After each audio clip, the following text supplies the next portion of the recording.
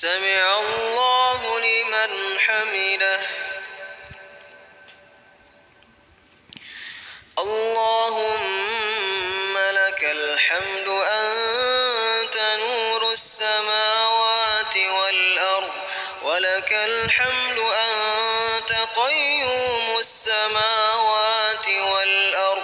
الحمد لله على نعمة الإيمان، الحمد لله على نعمة الإسلام، الحمد لله على نعمة التوبة، الحمد لله على نعمة المغفرة، الحمد لله على نعمة الأخوة. اللهم اغفر لنا ولوالدينا ولجميع المؤمنين والمؤمنات والمسلمين والمسلمات الأحياء منهم والأموات، إنك سميع قريب مجيب الدعوات. ويا قاضي الحاجات،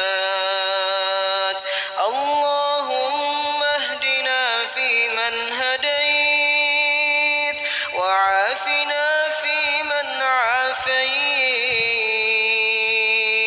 وتولنا فيمن توليت، وبارك لنا فيما أعطيت، وقنا برحمتك شر ما قضيت، فإنك تقضي بالحق ولا يقضى عليك، وإنه لا يذل من واليت ولا يعز من عاديت، تباركت ربنا وتعاليت. اللهم إنك عفو كريم تحب العفو فاعف عنا يا كريم، تحب العفو فاعف عنا يا كريم. اللهم أعز الإسلام والمسلمين، وأذل الشرك والمشركين، وأهلك الكفرة والمشركين والظالمين. اللهم انصر الإخوان المسلمين والمستضعفين،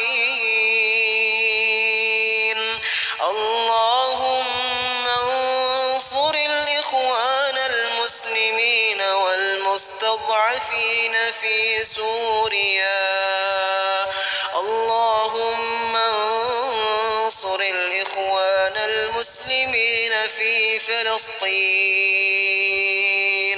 وفي اليمن وفي العراق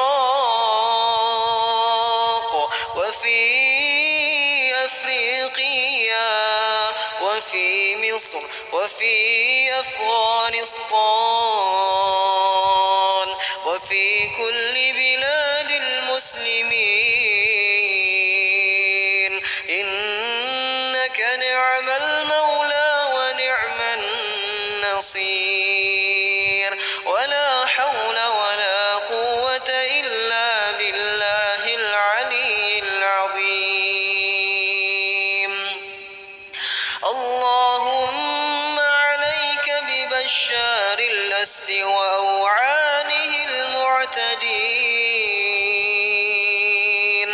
الذين قتلوا إخواننا المسلمين في حلب، الذين قتلوا إخواننا المسلمين في إدلب، الذين قتلوا إخواننا المسلمين في سوريا،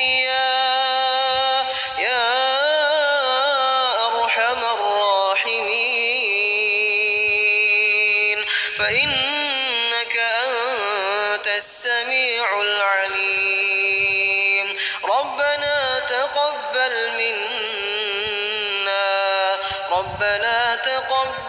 منا إنك أنت السميع العليم وتب علينا يا مولانا إنك أنت التواب الرحيم. وصل اللهم على سيدنا محمد وعلى آله وصحبه وبارك وسلم. سبحان ربك رب العزة عما يصفون وسلام على المرسلين والحمد لله رب العالمين. الله أكبر.